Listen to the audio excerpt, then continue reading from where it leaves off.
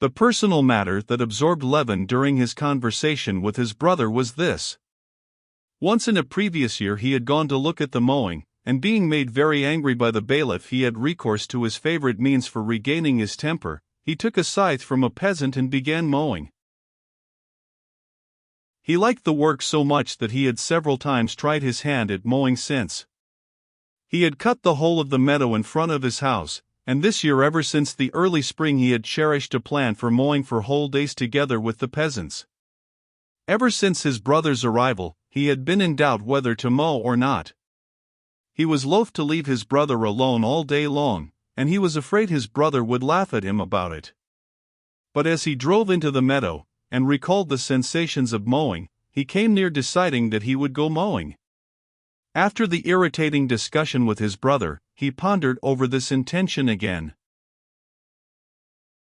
I must have physical exercise, or my temper'll certainly be ruined, he thought, and he determined he would go mowing, however awkward he might feel about it with his brother or the peasants.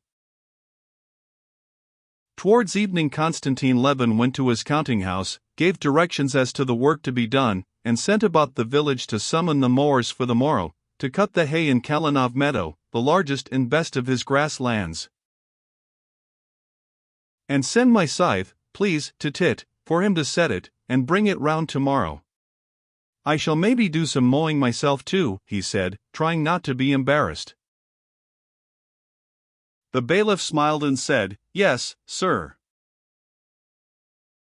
At tea the same evening Levin said to his brother, I fancy the fine weather will last.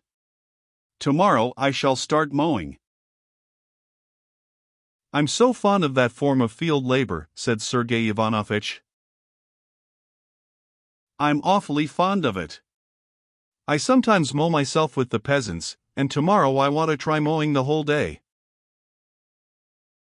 Sergei Ivanovitch lifted his head, and looked with interest at his brother. How do you mean? Just like one of the peasants, all day long? Yes, it's very pleasant, said Levin. It's splendid as exercise, only you'll hardly be able to stand it, said Sergei Ivanovitch, without a shade of irony. I've tried it. It's hard work at first, but you get into it. I dare say I shall manage to keep it up. Really? What an idea! But tell me, how do the peasants look at it? I suppose they laugh in their sleeves at their masters being such a queer fish? No, I don't think so, but it's so delightful, and at the same time such hard work, that one has no time to think about it. But how will you do about dining with them? To send you a bottle of Lafitte and roast turkey out there would be a little awkward. No, I'll simply come home at the time of their noonday rest. Next morning Konstantin Levin got up earlier than usual, but he was detained giving directions on the farm, and when he reached the mowing grass the mowers were already at their second row. From the uplands he could get a view of the shaded cut part of the meadow below, with its grayish ridges of cut grass, and the black heaps of coats, taken off by the mowers at the place from which they had started cutting. Gradually, as he rode towards the meadow, the peasants came into sight, some in coats, some in their shirts mowing, one behind another in a long string, swinging their sides differently. He counted 42 of them. They were mowing slowly over the uneven, low-lying parts of the meadow, where there had been an old dam. Levin recognized some of his own men. Here was old Yermil in a very long white smock, bending forward to swing a scythe. There was a young fellow, Vaska, who had been a coachman of Levin's, taking every row with a wide sweep. Here, too, was Tit, Levin's preceptor in the art of mowing, a thin little peasant. He was in front of all, and cut his wide row without bending, as though playing with the scythe. Levin got off his mare, and fastening her up by the roadside went to meet Tit, who took a second scythe out of a bush and gave it to him. It's ready, sir, it's like a razor, cuts of itself, said Tit, taking off his cap with a smile and giving him the scythe. Levin took the scythe and began trying it. As they finished their rows, the mowers, hot and good-humored, came out into the road one after another, and, laughing a little, greeted the master. They all stared at him, but no one made any remark, till a tall old man, with a wrinkled, beardless face, wearing a short sheepskin jacket, came out into the road and accosted him. "Look ye now, master, once take hold of the rope there's no letting it go," he said, and Levin heard smothered laughter among the mowers. "I'll try not to let it go," he said, taking his stand behind Tit, and waiting for the time to begin. "Mind ye," repeated the old man. Tit made room, and Levin started behind him. The grass was short close to the road, and Levin, who had not done any mowing for a long while, and was disconcerted by the eyes fastened upon him, cut badly for the first moments, though he swung his scythe vigorously. Behind him he heard voices. "It's not set right, handle's too high, see how he has to stoop to it," said one. "Press more on the heel," said another. "Never mind, he'll get on all right," the old man resumed. "He's made a start. You swing it too wide, you'll tire yourself out. The master, sure, does his best for himself. But see the grass missed out. For such work as fellows would catch it." The grass became softer, and Levin, listening without answering, followed Tit, trying to do the best he could. They moved 100 paces. Tit kept moving on, without stopping, not showing the slightest weariness, but Levin was already beginning to be afraid he would not be able to keep it up, he was so tired. He felt as he swung his scythe that he was at the very end of his strength, and was making up his mind to ask Tit to stop. But at that very moment Tit stopped of his own accord, and stooping down picked up some grass, rubbed his scythe, and began wetting it. Levin straightened himself, and drawing a deep breath looked round. Behind him came a peasant, and he too was evidently tired, for he stopped at once without waiting to mow up to Levin, and began wetting his scythe.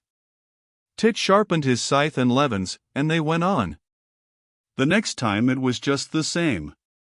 Tit moved on with sweep after sweep of his scythe, not stopping nor showing signs of weariness.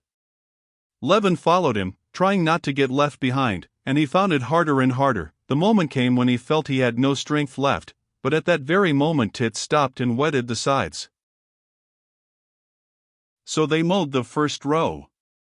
And this long row seemed particularly hard work to Levin, but when the end was reached and Tit, shouldering his scythe, began with deliberate stride returning on the tracks left by his heels in the cut grass, and Levin walked back in the same way over the space he had cut, in spite of the sweat that ran in streams over his face and fell in drops down his nose, and drenched his back as though he had been soaked in water, he felt very happy. What delighted him particularly was that now he knew he would be able to hold out. His pleasure was only disturbed by his row not being well cut. "I will swing less with my arm and more with my whole body," he thought, comparing Tit's row, which looked as if it had been cut with a line, with his own unevenly and irregularly lying grass. The first row, as Levin noticed, Tit had mowed specially quickly, probably wishing to put his master to the test, and the row happened to be a long one. The next rows were easier, but still Levin had to strain every nerve not to drop behind the peasants. He thought of nothing, wished for nothing, but not to be left behind the peasants, and to do his work as well as possible. He heard nothing but the swish of scythes, and saw before him Tit's upright figure mowing away, the crescent-shaped curve of the cut grass, the grass and flower heads slowly and rhythmically falling before the blade of his scythe, and ahead of him the end of the row, where would come the rest. Suddenly, in the midst of his toil, without understanding what it was or whence it came, he felt a pleasant sensation of chill on his hot, moist shoulders. He glanced at the sky in the interval for wetting the sides. A heavy, lowering storm cloud had blown up, and big raindrops were falling. Some of the peasants went to their coats and put them on, others, just like Levin himself, merely shrugged their shoulders, enjoying the pleasant coolness of it. Another row, and yet another row, followed long rows and short rows, with good grass and with poor grass. Levin lost all sense of time, and could not have told whether it was late or early now. A change began to come over his work, which gave him immense satisfaction. In the midst of his toil there were moments during which he forgot what he was doing, and it came all easy to him, and at those same moments his row was almost as smooth and well cut as Tit's. But so soon as he recollected what he was doing, and began trying to do better, he was at once conscious of all the difficulty of his task, and the row was badly mown. On finishing yet another row he would have gone back to the top of the meadow again to begin the next, but Tit stopped, and going up to the old man said something in a low voice to him. They both looked at the sun. What are they talking about, and why doesn't he go back, thought Levin, not guessing that the peasants had been mowing no less than 4 hours without stopping, and it was time for their lunch. Lunch, sir, said the old man.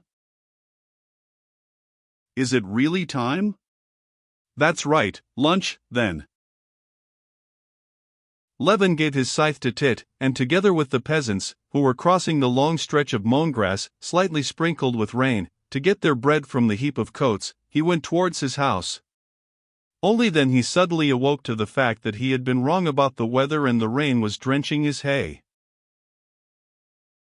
The hay will be spoiled, he said. Not a bit of it, sir, mow in the rain, and you'll rake in fine weather, said the old man. Levin untied his horse and rode home to his coffee. Sergei Ivanovitch was only just getting up. When he had drunk his coffee, Levin rode back again to the mowing before Sergei Ivanovitch had had time to dress and come down to the dining room.